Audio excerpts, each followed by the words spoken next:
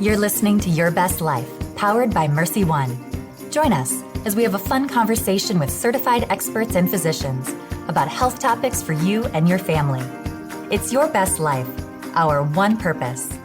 Hello, thanks everybody for joining us on our podcast today. I'm Jenna Renstrom from MercyOne Siouxland Medical Center in Sioux City, Iowa.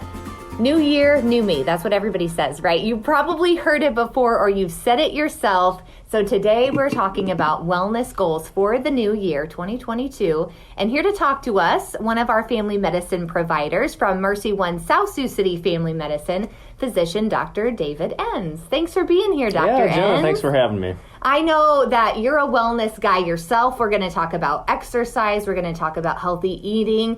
But because it's a new year and we've all been through a couple years that have been challenging, let's start by talking about mental wellness. And especially as a primary care provider, how do you have those conversations with your patients? It's not just about physically how well you are, but how's your mind doing? Yeah, January is a big time of year for New Year's resolutions. People tend to get gym memberships. They want to get in shape physically, but one of the things we have to look at too, along with getting in shape physically, is getting in shape mentally. This can be kind of a longer discussion with patients. A lot of them are wanting to get in shape physically, but there is that mental aspect too. Sometimes this time of year we see increased levels of depression, seasonal affective disorder. Sure. The sun's out not as long as it is in the summer. It's dark by 5, and we do see that. So, as we're talking about physical well-being, I always try to talk with patients how they're doing mentally and what we can do for that. And that conversation can start with your family doctor, right? I think sometimes people think, okay, I know I need help. I'm not ready to go to a specialist, or I don't know how to navigate myself to find a counselor. Really, you just need to reach out to somebody you trust. Yeah, primary care physicians, whether it be family medicine, internal medicine, pediatricians, we actually deal with this, or more patients are seen by their primary care provider than psychiatrists. Start with your family provider. If after discussion with your provider, it's deemed that you might need a secondary level, such as a psychiatrist, that's fine. But you can usually get into your primary care physician a lot quicker than a psychiatrist, and start there, because you'd be surprised, how much primary care physicians deal with this, and that they'd be able to help you. Is it safe to say for kids too? I think about my kids as they age and navigate changes for them in school or in life. You don't want to forget to open up that opportunity for them to say, I need to talk. Right, yeah. Sometimes we don't, give too much thought into, pediatric mental wellness, but, unfortunately we are seeing a little more, mental issues in that age group, young adolescent to high school. With social media being more prevalent, we'll see some increased stressors with that, along with, just the stresses of going to school, playing sports, being in activities. So, yeah, with, well child checks, or just checkups for acute things such as cough, a lot of times we'll ask, how are you holding up? How are you getting through the year? Great questions to ask. Okay, when we're talking about setting wellness goals for the new year, Dr. Ensz, a lot of people go right to, okay, I want to lose 30 pounds. Or maybe a goal that's a little hard to attain. What's your advice for setting smaller, attainable goals? Right. So everybody's a little different. What I like to tell most folks is, don't just get the gym membership and let it just gather dust, because a lot of times that's what happens. Get a plan. A good way of getting a plan is get a short-term goal, medium-term goal, and long-term goal. And that way, as time progresses, you're hitting that goal. As you're hitting different goals, you set new goals, and you can maintain what you're doing. We know that diabetes is prevalent in our community, as it is in many, but especially in the Midwest. Stat I have here, Dr. Ensz, is 11% of the U.S. population is diagnosed with diabetes. Sometimes that's related to, lifestyle, sometimes not. But can you talk a little bit about concerns you might have for patients or people in our community that they are proactive about their wellness so that they're headed down the right path? Yeah,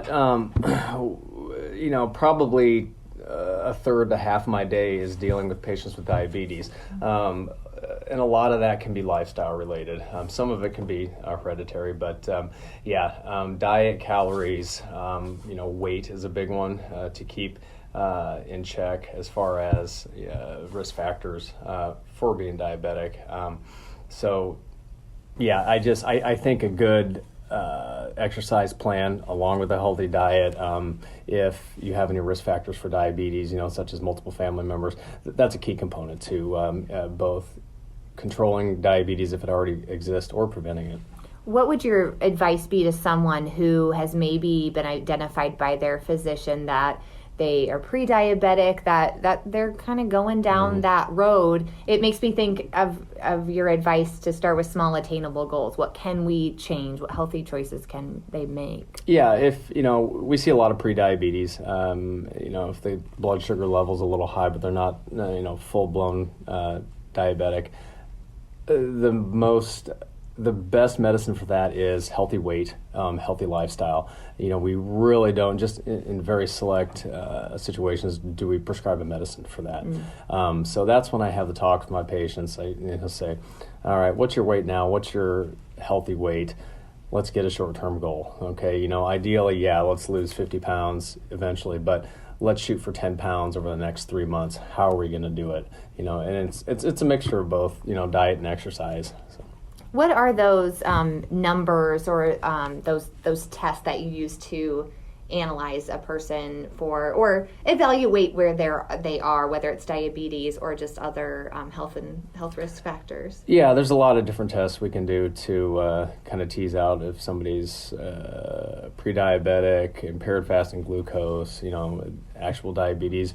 We'll do a fasting glucose. We look for certain levels. Less than 126 for your glucose is what you want to see there. There is another test called a hemoglobin A1C, where it's the average blood sugar over a 3-month period. And we're looking at a certain number to be less than at that point.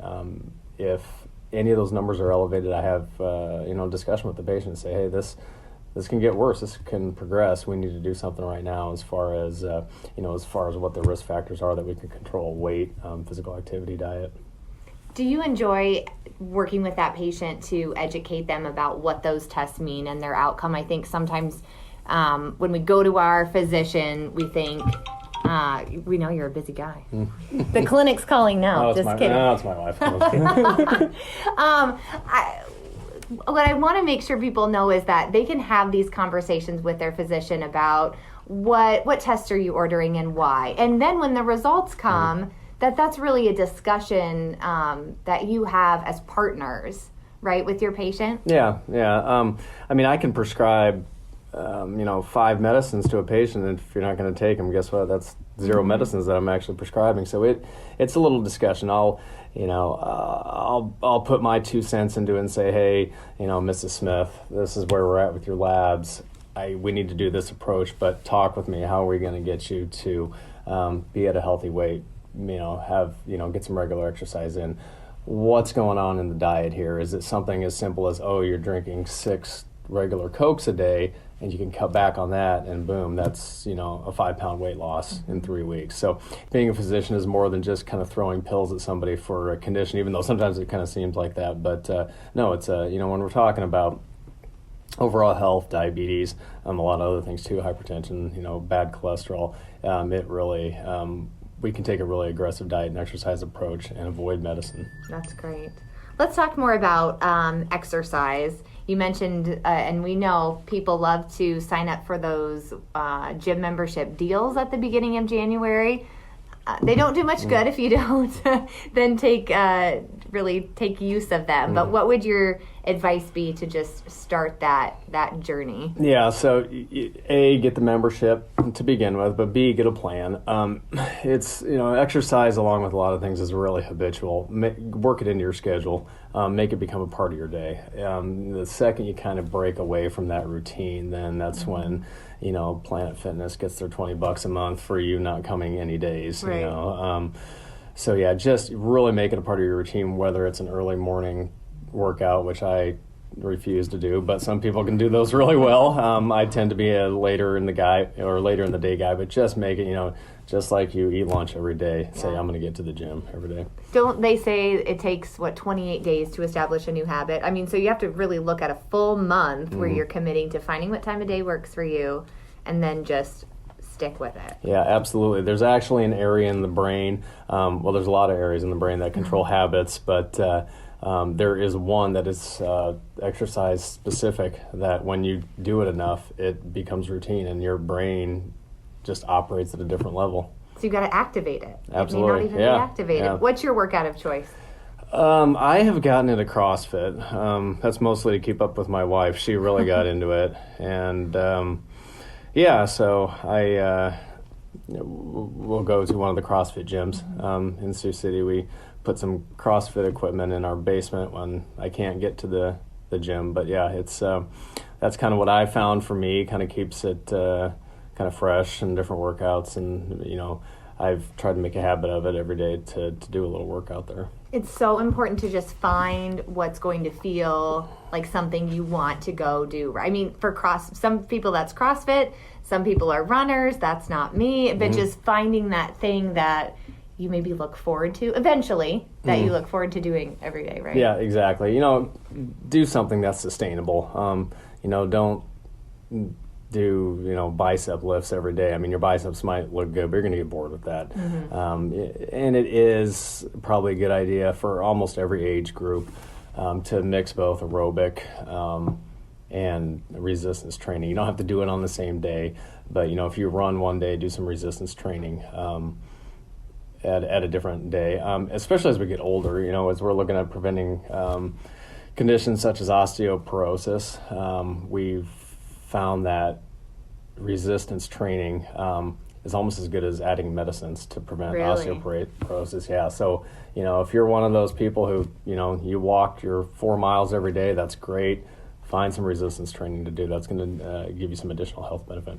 Not everybody wants to be in that gym setting or feels comfortable in that kind of environment. But our weather's challenging too here in the Midwest because, you might not want to run or walk in 20, 30 degree weather.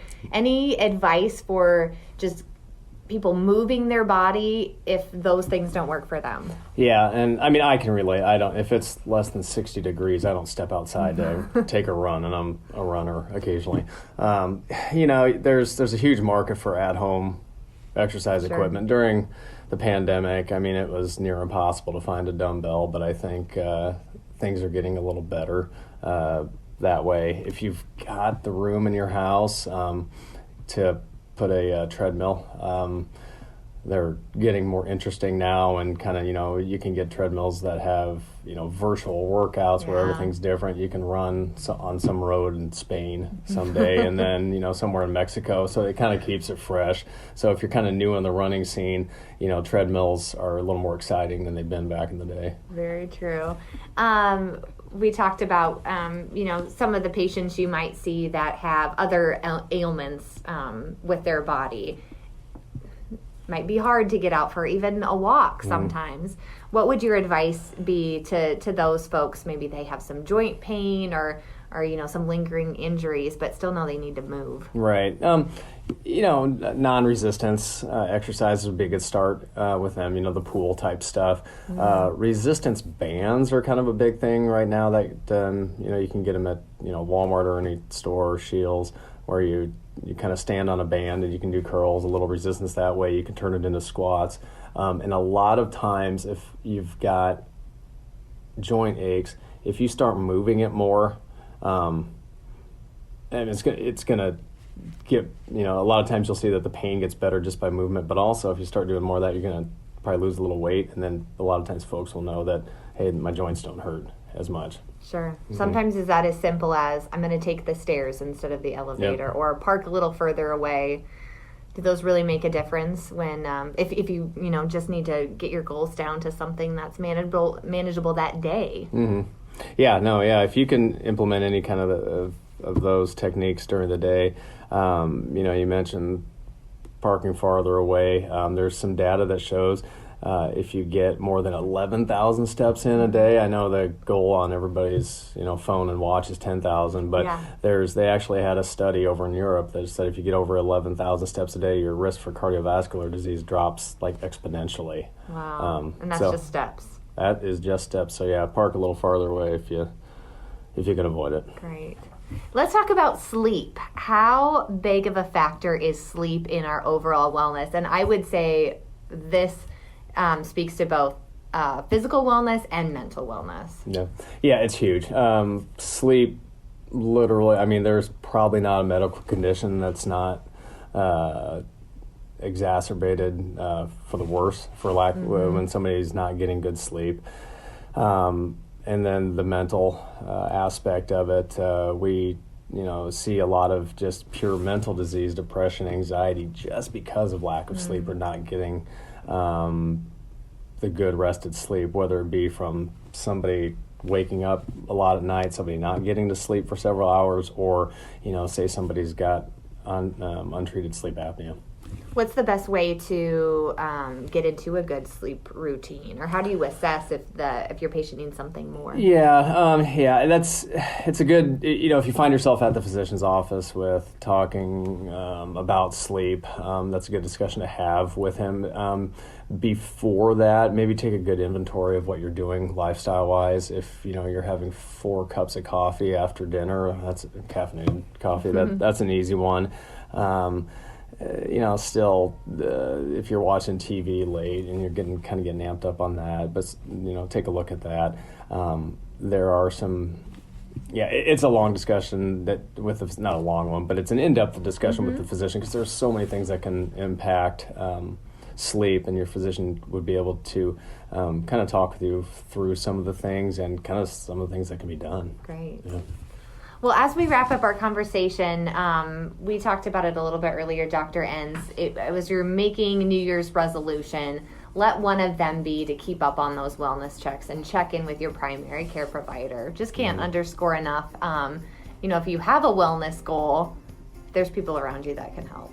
Yep, absolutely. And, keeping those wellness checks, creates a little bit of accountability, that you see your physician and come up with a plan, say, all right, I want to see you down 20 pounds at next visit. No, then you've got a point that you've got to be responsible for.